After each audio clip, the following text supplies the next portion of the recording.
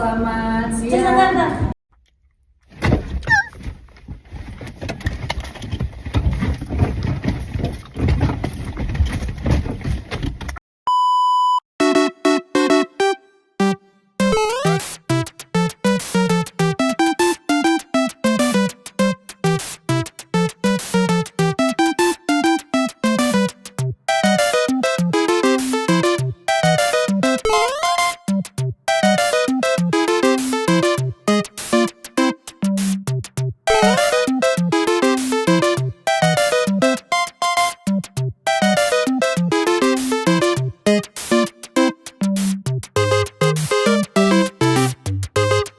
Minutes later.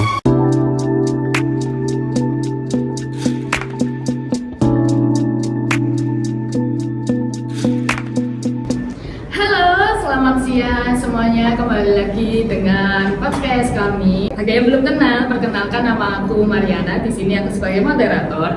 Dan kita kedatangan dua narasumber nih dari pustakawan. Nah, halo, selamat siang Mbak Erni, Mas Desno. Iya, siang Kak. Iya, gimana kabarnya? Baik, kamu baik sih?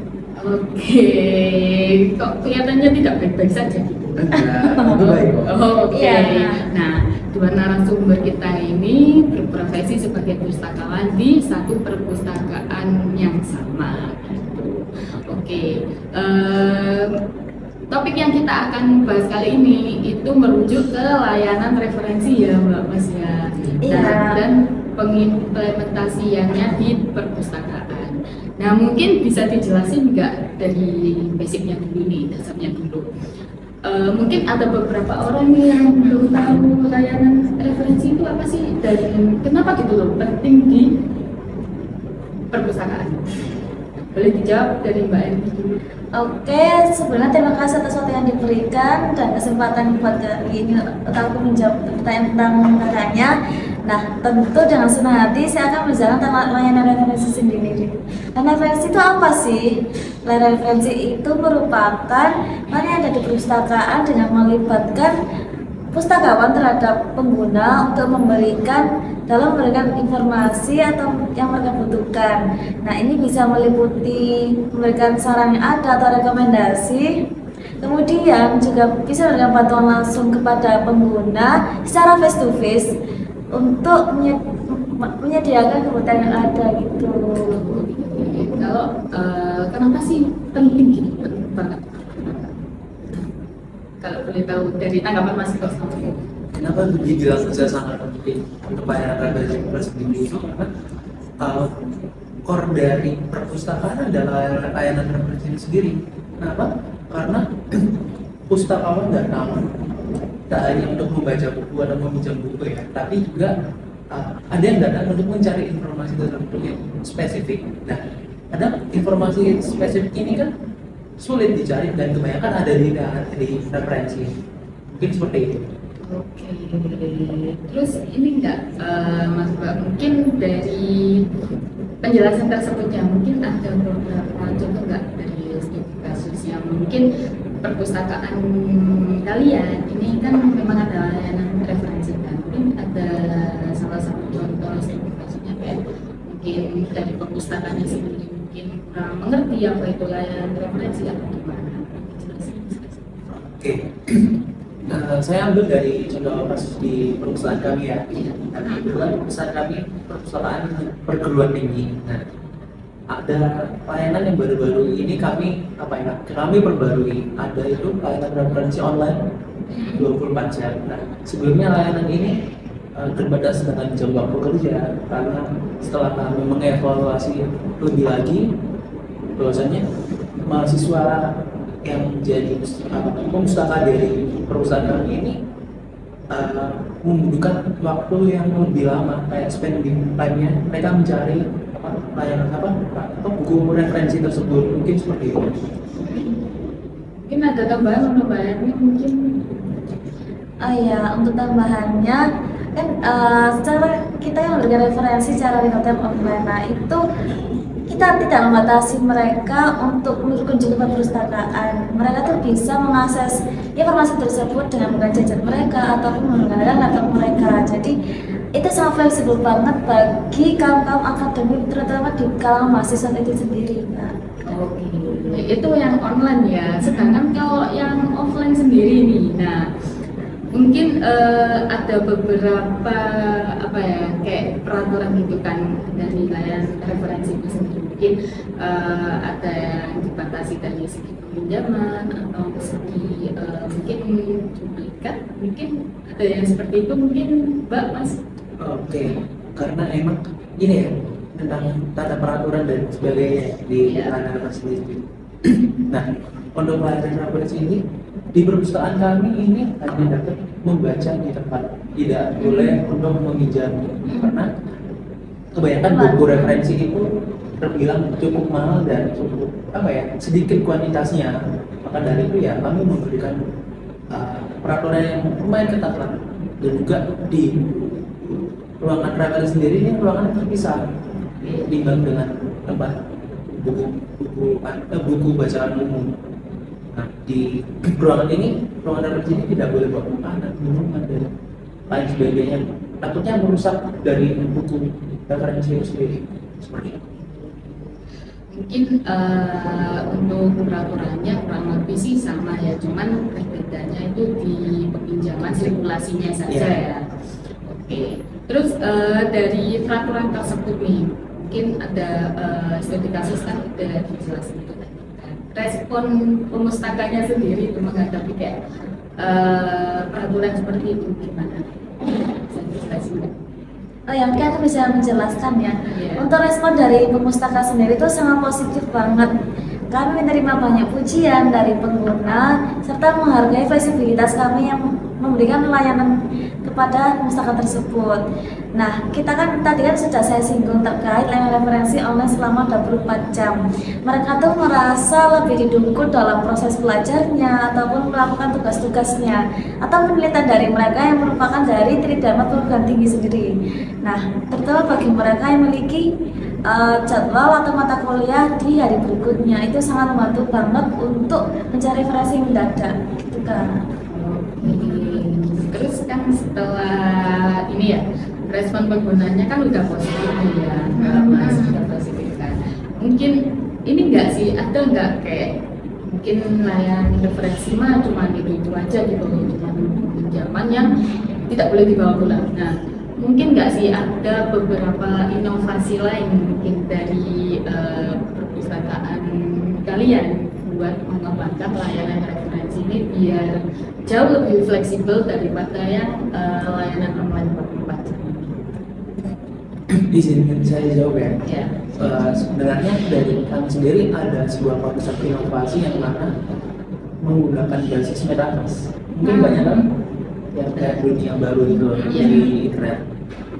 Kenapa kita pengen menggunakan metaverse itu sendiri? Karena ini memberikan experience kepada pemustaka kita membaca buku referensi atau lain sebagainya, tapi dengan apa ya? Experience yang baru lah, dengan misalnya tidak membatasi tempat lah, kamu bisa baca dengan landscape yang seperti apa dan sebagainya. Nah, kemudian juga metaverse ini tidak hanya menggunakan layar biasa menggunakan, tapi kan juga bisa menggunakan VR. Kalau VR kan lebih seru aja, kita masuk ke dunianya, kita jalan-jalan dan lain sebagainya. Kita berarti memanfaatkan teknologi ya. Benar sekali. Terus barangkali bayarnya gimana? Ya, statement menyinggung dari Kak Krisna tadi, saya menyinggung tentang virtual VR atau virtual reality. Nah, di situ kita menggunakan konsep bagaimana sih pemustaka bisa mengekspor buku ataupun koleksi yang ada berdasar informasi yang kami berikan itu lebih kayak menyentuh ke tiga dimensinya gitu kan. Atau mungkin barangkali udah realisasikan nih, belum atau sudah? Untuk sekarang masih berjalan ya, karena emang metaverse ini masih sulit karena kita perlu computing kayak penyimpanan komputer cloud, terus juga penyimpanan cloud juga, karena gimana ya, kalau itu apa namanya, kalau tidak ada cloud ini kasihan para penggunanya harus menonton lagi dan lain sebagainya. Nah kalau pakai cloud kan enak, tinggal akses ke internet Akses. saja seperti itu. Oke. Nah, pasti di setiap inovasi ini pasti ada tantangannya kan sebelum itu kan. Boleh dijelasin nggak kalau misal ini kan masih berjalan kan, masih belum terrealisasikan sepenuhnya lah.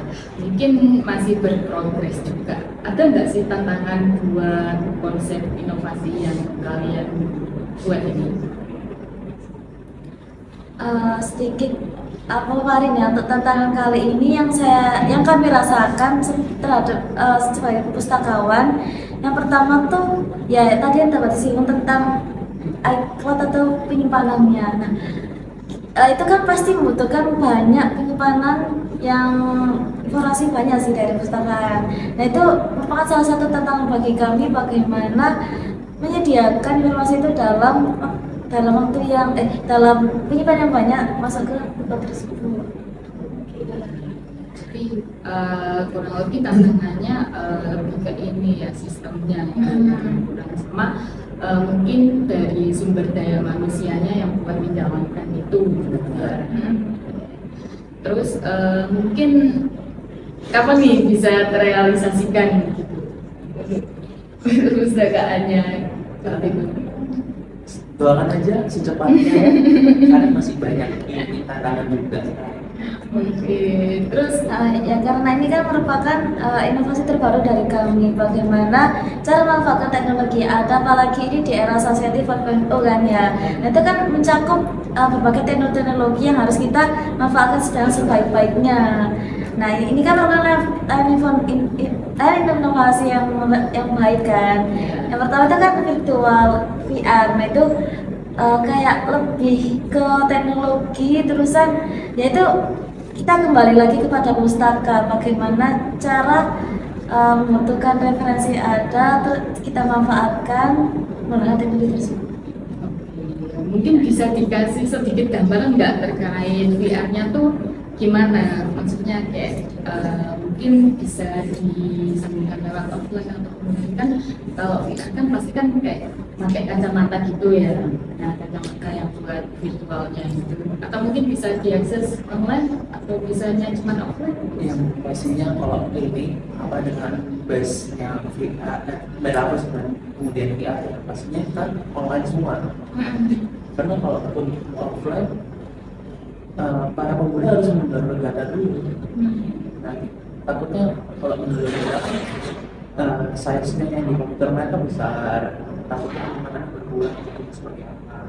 Nah, kalau online kan enak banget, tinggal mereka yang sambil ke internet, buka metaverse-nya, kemudian berselancar saja di dunia yang mungkin berbeda.